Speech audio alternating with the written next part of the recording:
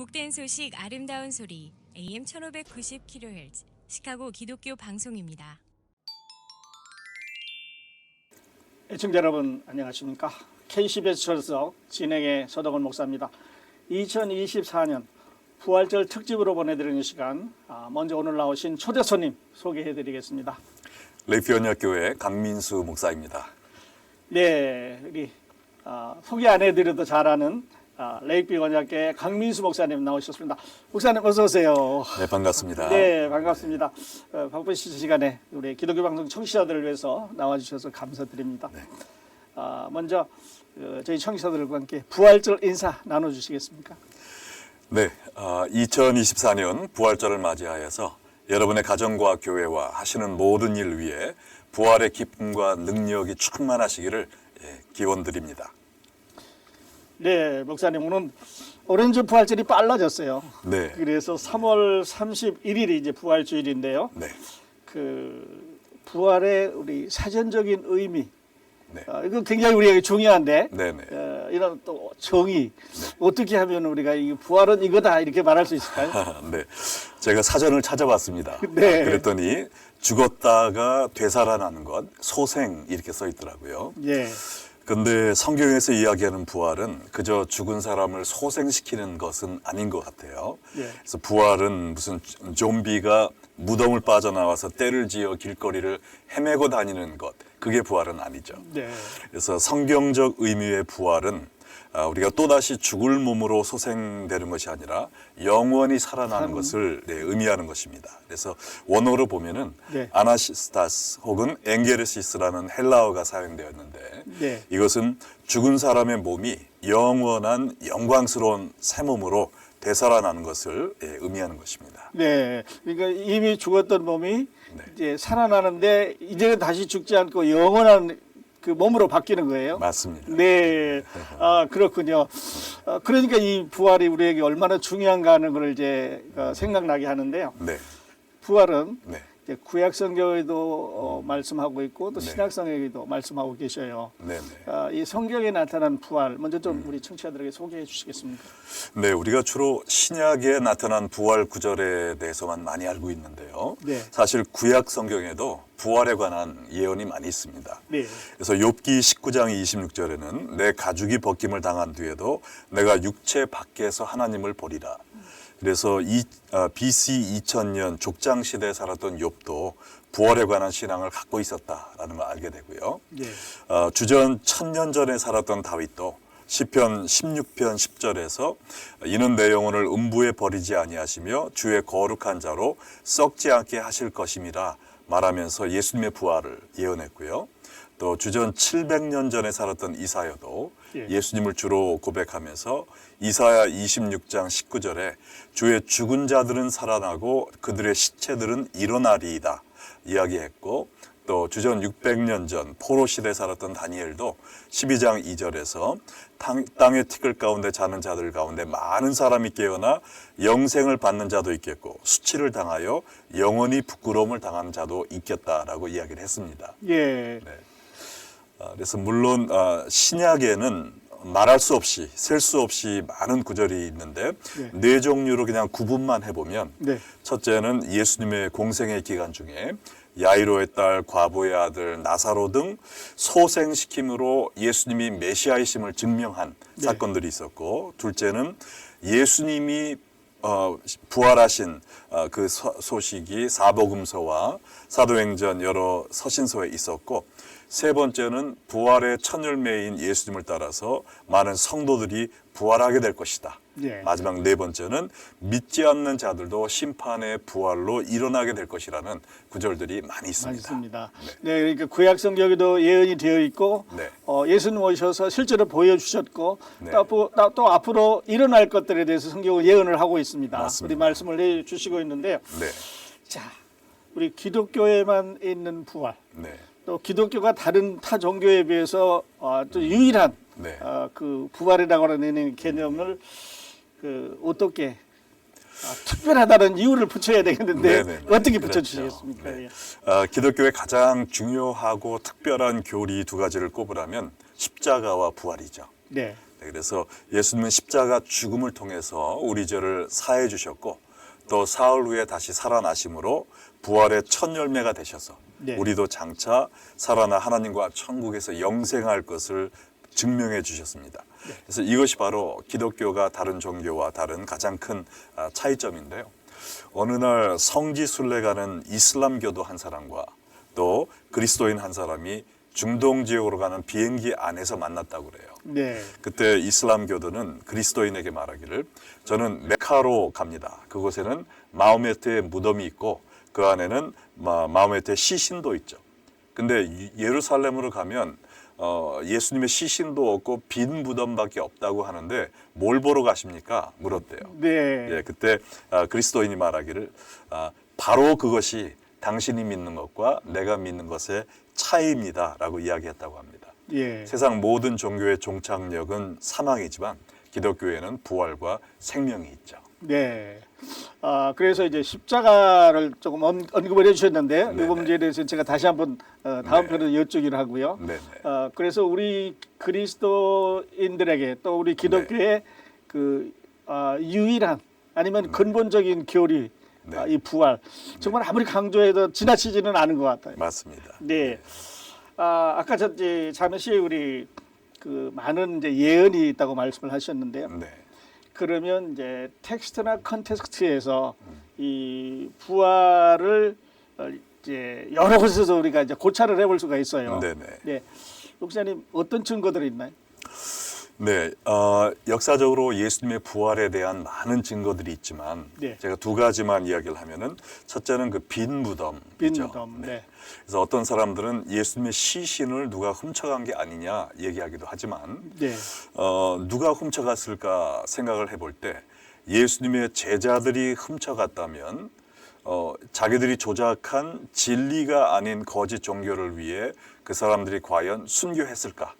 말이 안 되는 거죠. 네, 안 되는 거죠. 그렇다면 유대인들이나 로마 병정들이 훔쳐갔다는 얘기밖에 안 되는데 예수님이 하나님의 아들이심을 부인하던 자들이 예수님의 신성을 증명하는 부활 사건을 조작했겠는가? 이것도 네. 말이 안 되는 것입니다. 네. 그러므로 예수님의 빈 무덤이 예수님의 네, 부활의 증거가 되고요. 네. 또 한 가지는 수많은 부활의 목격자들이 있다라는 것인데요. 예수님은 부활하신 후에 40일 동안 이 땅에 계시면서 10차례에 걸쳐 수많은 사람들에게 나타나셨었거든요. 네. 그래서 고린도전서 15장 5절로 8절에 보면 게바에게 보이시고 그 후에 12제자에게와 그 후에 500여 형제에게 일치해 보이셨나니 그 중에 지금까지 대다수는 살아있고 어떤 사람은 잠들었으며 그 후에 야고보에게도 보이셨으며 그 후에 모든 사도에게와 맨 나중에 만삭되지 못하여 난 자 같은 내게도 보이셨느니라 그랬어요. 그래서 네.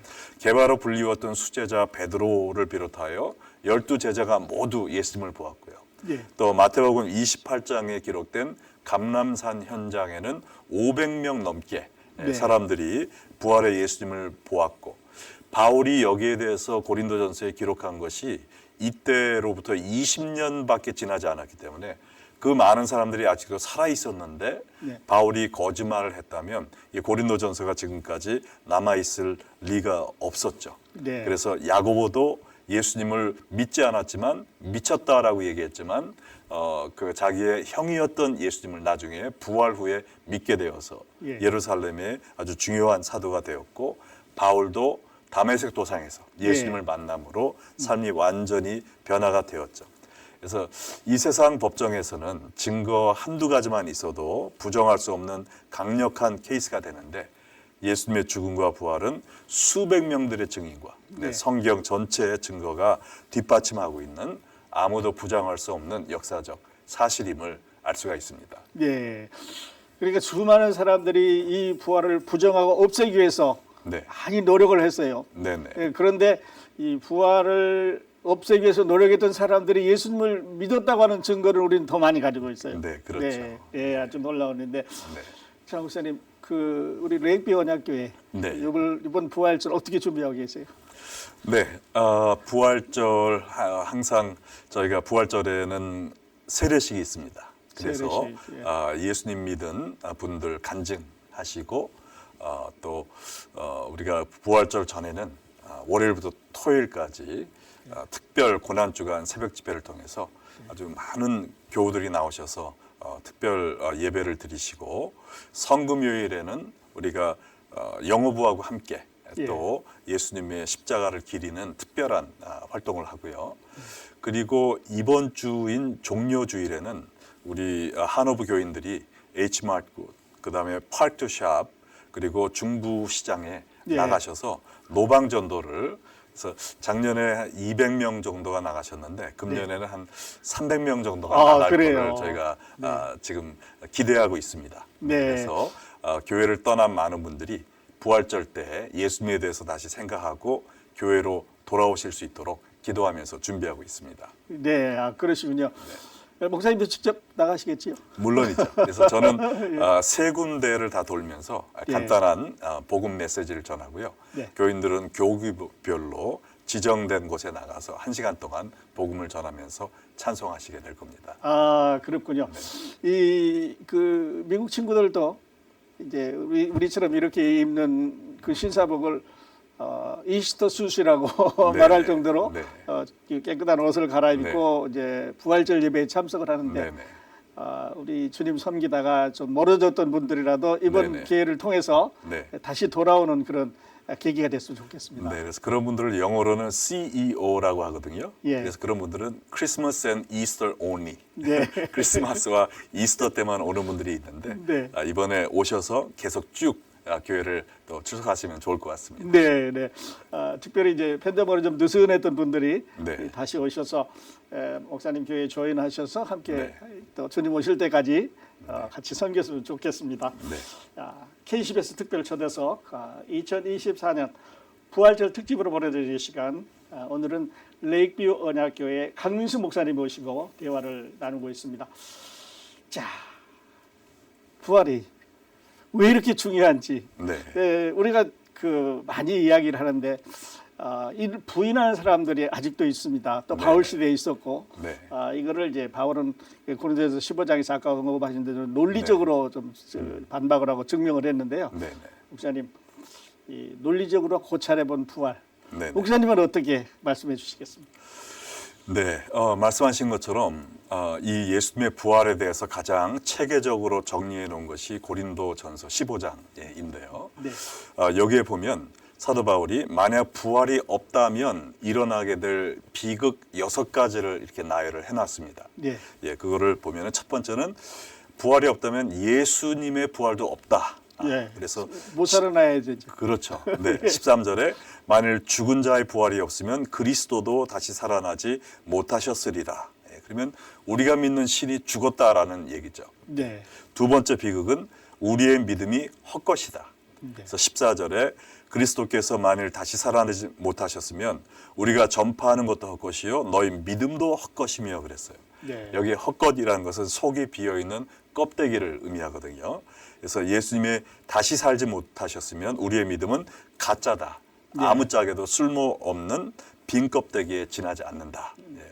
세 번째 비극은 우리가 거짓 증인이 된다라는 것입니다. 15절에 또 우리가 하나님의 거짓 증인으로 발견되리니 그랬어요. 그래서 부활이 없다면 예수님이 다시 살아나셨습니다 외치는 우리의 선포가 거짓말이 되고 우리는 유언비어를 퍼뜨리는 사이비 종교 사기꾼이 된다는 얘기죠. 그리고 네 번째, 죄 사함을 받지 못하는 비극이 있다는 겁니다. 그래서 17절에 그리스도께서 다시 살아나신 일이 없으면 너희 믿음도 헛되고 너희가 여전히 죄 가운데 있을 것이요. 그래서 만일 부활이 없으면 예수님의 십자가 죽음도 헛된 죽음이요 우리의 죄는 사함받지 못한다는 엄청난 비극이죠.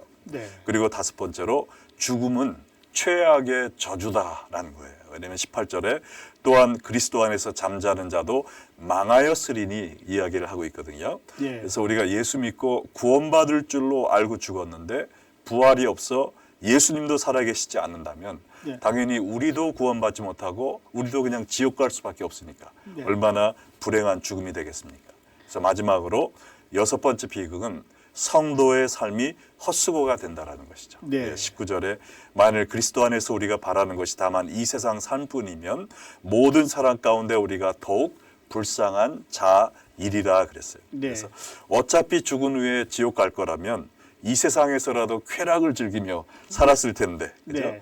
교회 가서 헌금 드리고 예배 드리고 봉사하고 주중에 나와 또 제자 훈련하고 전도한 모든 것이 다 쓸데없는 헛수고에 지나지 않게 된다라는 것이죠. 네. 그런데 감사한 것은 이 고린도전서 15장이 19절로 끝나지 않고 20절이 있다는 겁니다. 네. 20절은 그러나 이제 그리스도께서 죽은 가운데서 다시 살아나사 잠자는 자들의 첫 열매가 되셨도다. 네. 예.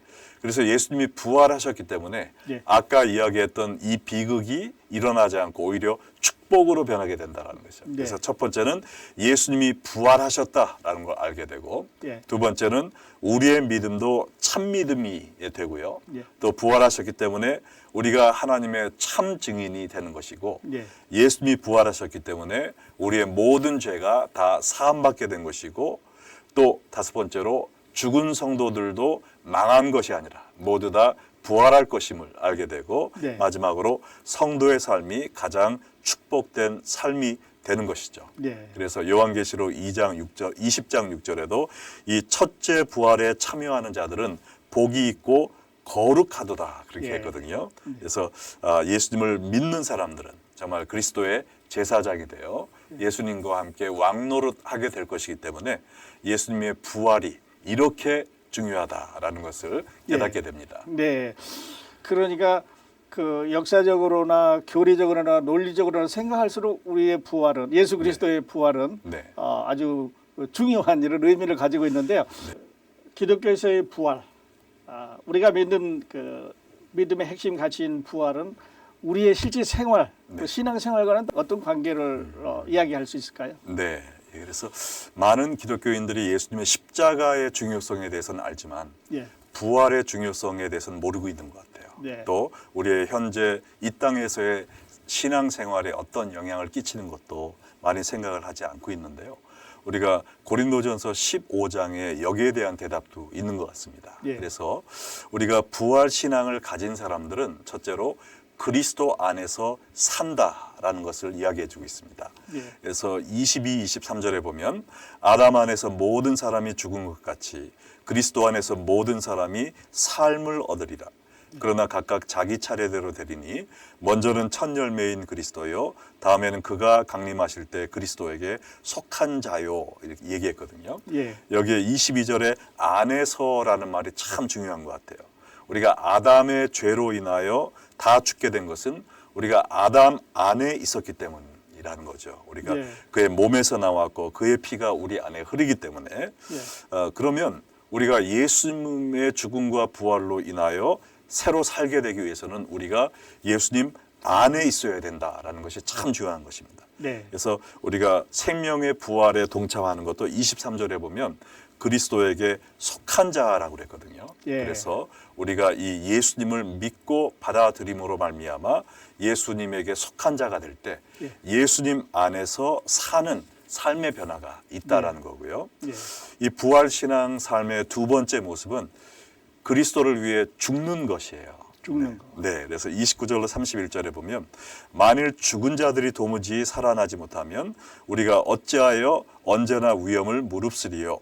형제들아, 내가 그리스도 예수 주 안에서 가진 바 너에게 대한 나의 자랑을 두고 단언하노니 나는 날마다 죽노라. 예, 바울은 자기가 장래에 있을 성도의 부활에 참여할 것을 굳게 믿었기 때문에 언제나 생명의 위협을 무릅쓰고 주를 위하여 날마다 죽을 각오로 사역했다라는 것이죠. 제가 신학교 들어가면서 제일 먼저 사역을 시작했던 데가 LA에 있는 브랜도 침례교회라는 곳인데요. 네. 거기에 김동명 목사님이 계셨고 그 아내 되시는 분이 아주 유명한 안희숙 사모님이십니다. 네. 예, 그래서 죽으면 죽으리라 책을 쓰신 분인데요. 정말 일제시대에 죽을 각오를 하고 신사참배를 거부했을 뿐만 아니라 처녀의 몸으로 그 살벌한 일제시대에 일본 도쿄 황궁 앞에 가서 신사참에 반대하는 데모까지 하신 여장부세요. 예. 아니 어떻게 여인의 몸으로 그렇게 담대한 삶을 살 수 있을까? 그것은 그분이 쓰신 두 번째 책의 그 그 제목에 다 나와 있는데 그 책이 제목이요. 당신은 죽어요. 그런데 안 죽어요입니다. 그래서 이 부활의 확신이 있었기 때문에 날마다 주를 위해 죽을 각오로 살 수 있었고요. 네. 마지막 세 번째 부활 신앙을 가진 사람은 죄에 대해 죽고 의에 대해 산다라는 것이죠. 네. 그래서 32절로 34절에 보면 죽은 자가 다시 살아나지 못한다면 내일 죽을 터이니 먹고 마시자 하리라. 속지 말라.